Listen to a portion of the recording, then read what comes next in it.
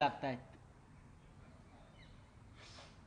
याचीच फक्त एक लोकांना उत्सुकता आहे. बाकी त्याआधी दिल्लीमध्ये आखाड्यात सगळे उतरलेले आहेत. एक आखाडा म्हटल्यावरती एकमेकांचे कपडे फाडणं, वस्त्रहरण करणं, चिखलफेक करणं, एकमेकाला लोळवण्याची आणि संपवण्याची भाषा करणं हे सुरू आहे. खरं म्हणजे आमच्या सगळ्यांचा राजकीय शत्रू जो देशाच्या लोकशाहीच्या मुळावर आलेला आहे तो भारतीय जनता पक्ष आहे.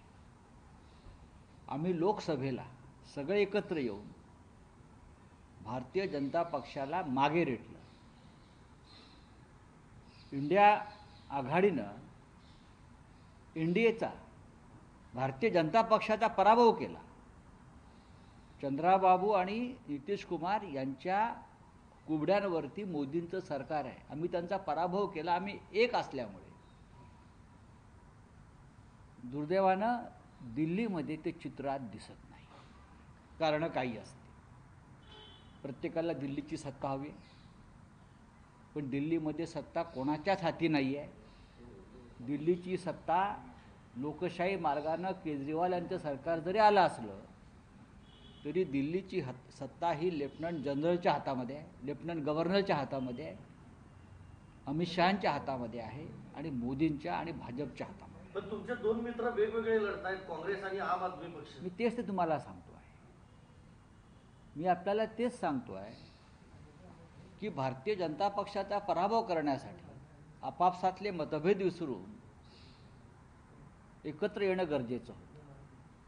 मला आश्चर्य वाटतं आहे की काँग्रेस पक्ष आणि आम आदमी पार्टी लोकसभेला एकत्र लढले, एकत्र प्रचार केला. आमच्या व्यासपीठावरती केजरीवाल आले, केजरीवालच्या व्यासपीठावरती काँग्रेस गेले.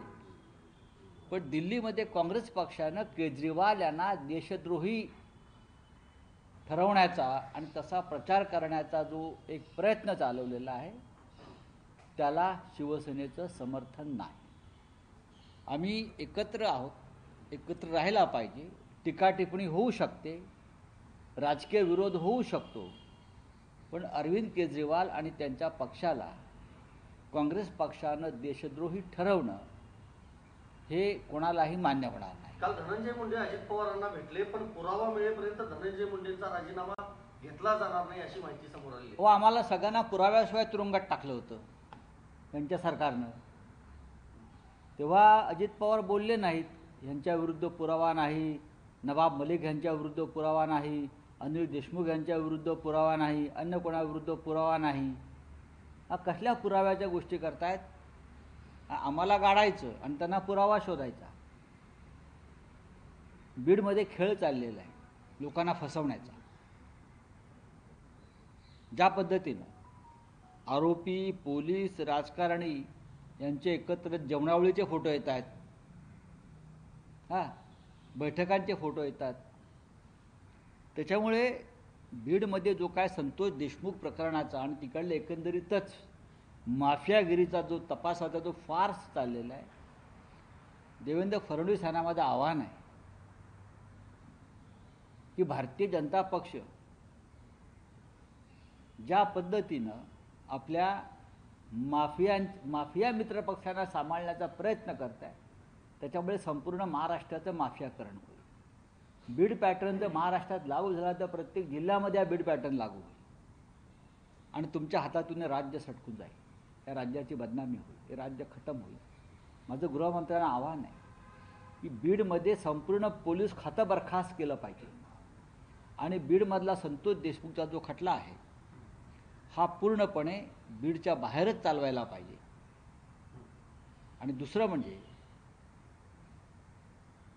सर्व पोलीस अधिकारी SIT मधल्या प्रत्येक पोलीस अधिकाऱ्याची तपासणी केली पाहिजे की तो गुन्हेगारांशी संबंधित आहे का नाही. गेल्या काही वर्षामध्ये बीड आणि आसपासचं संपूर्ण पोलीस खातं आणि प्रशासन या लोकांनी पोखरून आपल्या ताब्यात घेतलं होतं आणि घेतलं. सातपुडा या बंगल्यावर एक बैठक झाली होती आणि त्या बैठकीत त्यांनी 3 कोटीची खंडणी मागितली. त्या बैठकीला वाल्मिक कराड, नितीन बिटकर वगैरे हे सगळे उपस्थित हे होते. पुरावे समोर आलेले आहेत. हे पुरावे समोर आल्यावर अजित पवारांना कोणते पुरावे पाहिजे?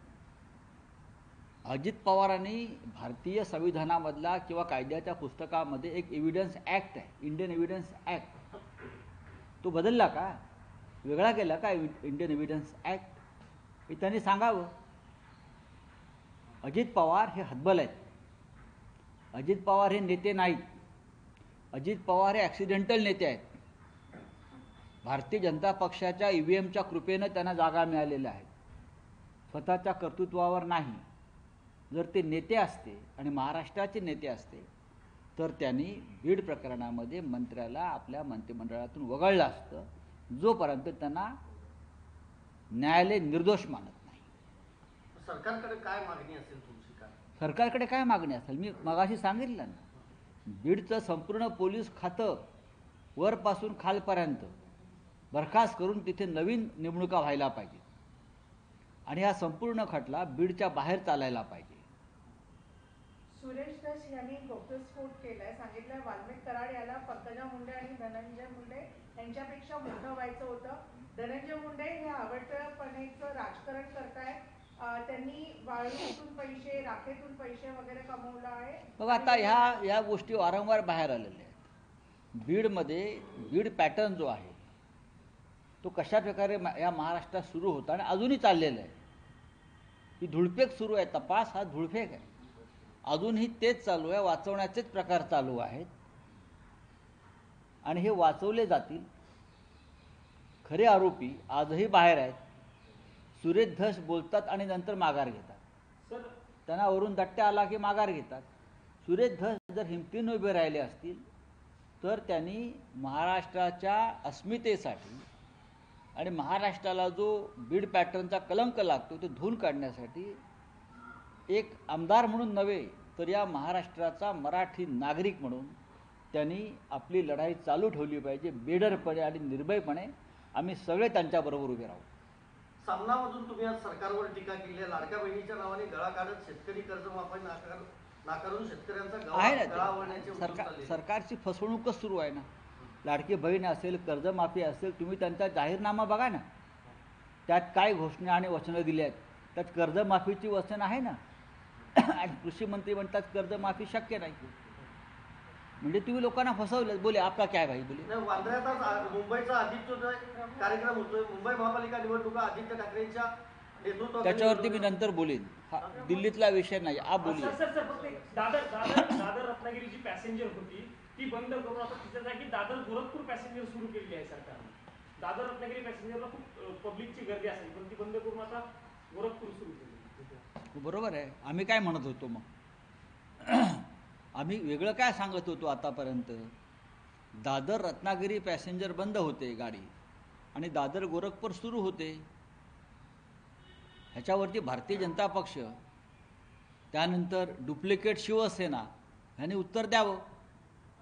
आम्ही काय आम्ही ती गाडी अडवू?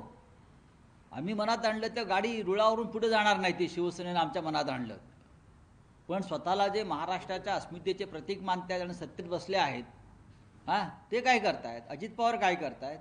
चला, सर, एक थँक्यू. वेगळा प्रश्न आहे. नाही, एक वेगळा प्रश्न आहे. RTI कार्यकर्ते आहेत प्रफुल्ल सारडा महाराष्ट्रातले, त्यांनी एक RTI टाकलं होतं तर त्यामधून अशी माहिती आली आहे मनमोहन सिंग 10 वर्ष पंतप्रधान असताना आणि आता मोदी 10 वर्ष पंतप्रधान असताना दोघांनी शासकीय कुठलाही पैसा न वापरता दिवाळी साजरी केली आहे. एक आदर्श आहे देशासाठी. हा आदर्श इतर राजकारणी घेतील का? नाही, मला त्याच्यावरती विश्वास नाही की मोदींनी सरकारी खर्च न करता कुठला कार्यक्रम केला. हां, दिवाळी वगैरे असं होत नाही. मी मनमोहन सिंग यांच्यावरती विश्वास ठेवीन.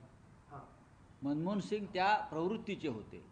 पण भारतीय जनता पक्षाचे मंत्री, प्रधानमंत्री सरकारी तिजोरीवर भार न टाकता जर उत्सव साजरे करत असतील आणि अशी कोणी माहिती दिली असेल तर ते पूर्णपणे चुकीचं आहे. ज्या प्रधानमंत्र्यांनी आपल्या परदेश दौऱ्यांमध्ये राष्ट्राध्यक्षांना, त्यांच्या बायकांना $20,000 हिरे भेट दिले सरकारी तिजोरीतून, ते स्वखर्चाने दिवाळी साजरी करतील का? सर हिंदी सर दिल्ली विधानसभा निवडणूक. चलिए. सर दिल्ली अभी इलेक्शन कमीशन ऑफ इंडिया की 2 बजे प्रेस कॉन्फ्रेंस है, दिल्ली असेंबली इलेक्शंस की अनाउंसमेंट होगी, आप इसको किस तरह से देखिए, दिल्ली एक महत्वपूर्ण राज्य है, चाहे केंद्र शासित राज्य हो, यूनियन टेरिटरी है। यहाँ 10 साल से, या लगभग ज़्यादा मानता हूँ मैं, आम आदमी पार्टी की सत्ता है और भारी बहुमत से यहाँ के लोगों ने अरविंद केजरीवाल जी के लीडरशिप में आम आदमी पार्टी को अपनी सत्ता सौंपी है और केजरीवाल जी ने यहाँ काम भी अच्छा किया है, बहुत अच्छा काम किया है, आदर्श काम किया है। लेकिन लोकतंत्र के माध्यम से जो सरकार चुनी है उनको काम नहीं करने देते हैं। असली सरकार, असली सत्ता लेफ्टिनेंट गवर्नर चलाते हैं, नरेंद्र मोदी, अमित शाह चलाएंगे। जो बीजेपी के लोग चाहते हैं वही करेंगे। तो विधायक है, मंत्री है, उनको काम नहीं करेंगे, जो काम करेगा उसको जेल में डालेंगे। आज केजरीवाल जी हो, संजय सिंह हो, मनीष सिसोदिया हो, सत्येंद्र जैन हो, ये यहाँ की स्थिति है दिल्ली की। अब चुनाव होने जा रहे, तो ये चुनाव मैं मानता हूँ फिर एक बार अरविंद केजरीवाल जी जीतने जा रहे हैं। तो आज तारीख घोषित करेंगे और फिर बीजेपी वाले नया बखेड़ा निर्माण करेंगे, फिर एक बार रेड्स हो जाएंगे, कोई जेल में जाएगा, ये खेल चलता रहेगा। मेरी बात है, मेरी पार्टी की एक भूमिका है। लोकसभा में आम आदमी पार्टी और कांग्रेस एक साथ लड़े थे, हम सब एक साथ रहे ना, इसीलिए तो बीजेपी का हमने पराभव किया है, हराया है बीजेपी को। हमने बहुमत नहीं मिला मोदी जी को, लेकिन विधानसभा में जिस तरह से आप एक दूसरे के खिलाफ अखाड़े में फ्रीस्टाइल कुश्ती चल रही है, देश देख रहा है। 4 साल के बाद देश हमको सवाल पूछेगा। तो आप केजरीवाल जी को देशद्रोही, इंटरनेशनल साबित करने के लिए अपनी ताकत लगा रहे हो। कांग्रेस ने ये नहीं करना चाहिए। हम सब एक है, एक साथ। हमारा जो शत्रु है देश का, वो बीजेपी है, केजरीवाल या कांग्रेस नहीं है। अगर हम एक साथ रहेंगे तो ही हम कुछ आगे जा सकते हैं। Thank you. हिमंता बिस्वा